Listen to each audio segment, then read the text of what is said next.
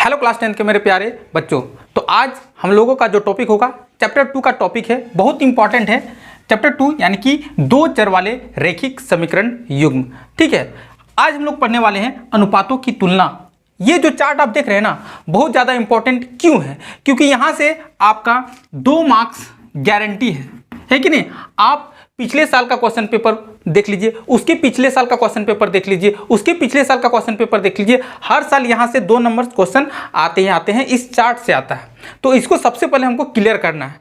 ठीक है, तो चलिए 1 बाय 1 करके हम लोग क्लियर करते हैं। सबसे पहले यहाँ पे क्या देखेंगे, अनुपात क्या होता है।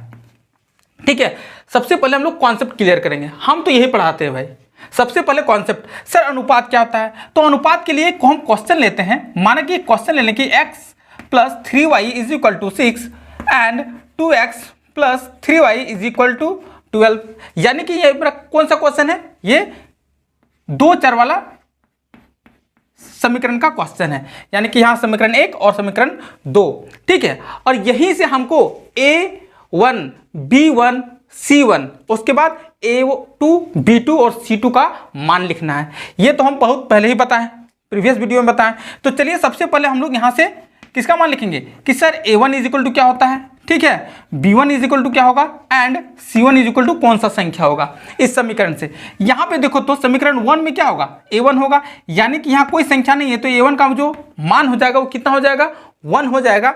यहां पे जो b1 का मान हो जाएगा ये क्या हो जाएगा सर, 3 हो जाएगा। और यहाँ पे c1 का जो मान हो जाएगा यहाँ पे क्या हो जाएगा, 6 हो जाएगा सर। ठीक है ना। चलिए यहाँ से हम लोग a2 निकालते हैं। a2 जो संख्या होगा x के साथ क्या गुणांक का फॉर्म में है, 2। तो सर यहाँ पे 2 हो जाएगा। b2 = हो जाएगा -3 एंड c2 = क्या हो जाएगा सर, c2 = मेरा हो जाएगा 12। इतना समझ में आया। ठीक है, तो यहाँ से हम लोग क्या लिखते हैं, यहाँ से हम लोग वैल्यू निकालते हैं, मान निकालते हैं। ठीक है, a1 a2 b1 b2 c1 and c2 का। उस कंडीशन से हमको बिना कुछ किए हुए हमको पता चल जाएगा कि ये जो हल होगा कैसा हल होगा, है ना। अब कंडीशन पे देखते हैं, यदि a1/a2 not equal to b1/b2 होगा, ऑन दैट कंडीशन ये जो हल होगा वो कैसा हल होगा, एक हल होगा। ठीक है, और यदि हम लोग ग्राफ का बात करेंगे, यहां पे यदि हम लोग क्या का बात करेंगे, ग्राफ का बात करेंगे। ये मेरा क्या है, ये मेरा ग्राफ है। तो ग्राफ जो इसका बनेगा वो रेखा क्या करेगी, दोनों रेखा कहीं ना कहीं ये प्रतिच्छेद करेगी, एक दूसरे को कट आउट करेगी एक बिंदु पर, ये बोलता है।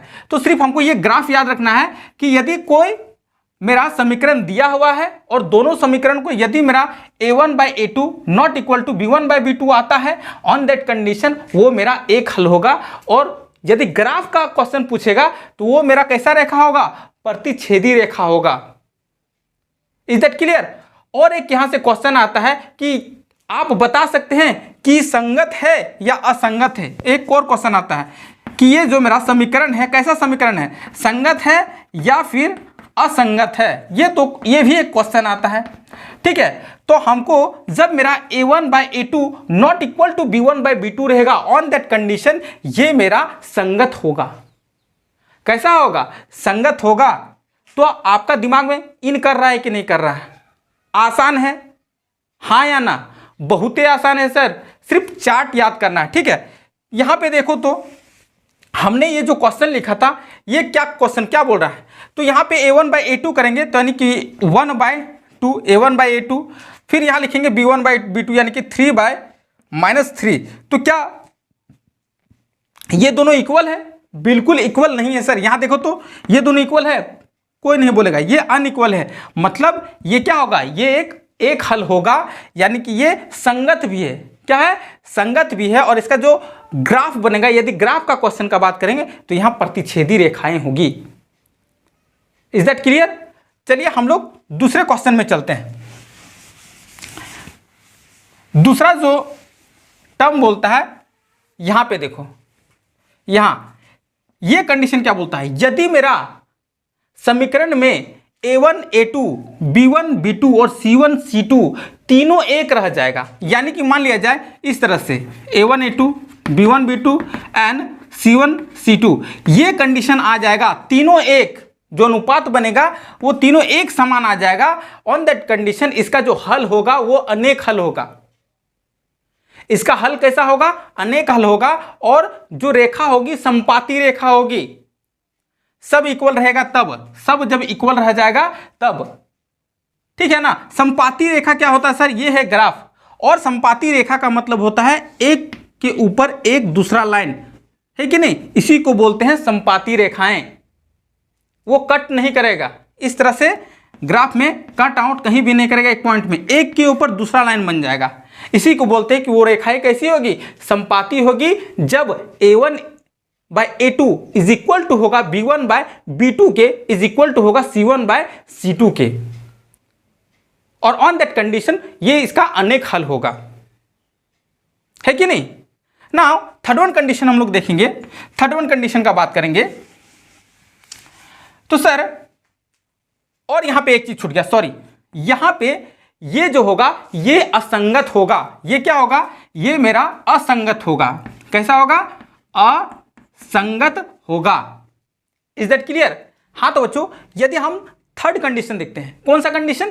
थर्ड कंडीशन देखते हैं, तो थर्ड कंडीशन में अनुपात कैसा होना चाहिए? यदि a1 by a2 is equal to है b1 बाय b2 के, और not equal to c1 by c2 है, ऑन दैट कंडीशन उसका जो हल होगा वो कोई हल नहीं होगा, और उसका जो ग्राफ में रेखाएं होगी वो समांतर रेखाएं होगी।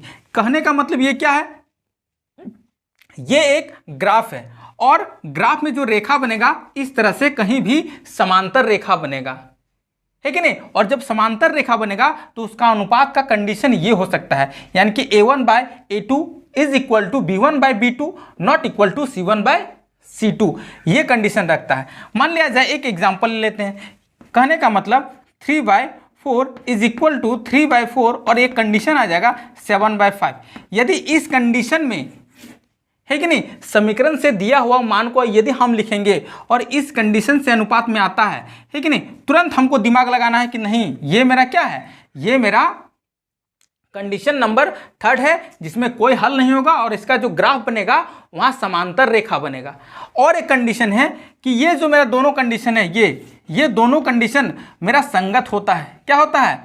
संगत होता है। ये भी तुमको याद करके रखना है। और बहुत सिंपल बात है कि जब तीनों इक्वल हो जाता है, यानी कि a1 by a2 is equal to b1 by b2 is equal to c1 by c2, on that condition ये मेरा कैसा हो जाएगा? ये एक असंगत हो जाएगा। क्या हो जाएगा? ये मेरा जो कंडीशन 2 है ये क्या हो जाएगा? असंगत हो जाएगा सर, ठीक है ना। तो ये याद रखना है कि पूछेगा क्वेश्चन में कि समीकरण कैसा है, संगत की असंगत, तुरंत हम लोग a1 a2 b1 b2 लिखेंगे, और जैसे ही मेरा तीनों इक्वल हो जाएगा तो एकदम सीना तान के बताएंगे कि ये मेरा क्या है? असंगत है। तो इन दिस वे हम लोग तीनों कंडीशन को बहुत ही लॉजिक वे से देख लिए हैं, ताकि हमको एग्जाम में कहीं भी कोई प्रॉब्लम नहीं है।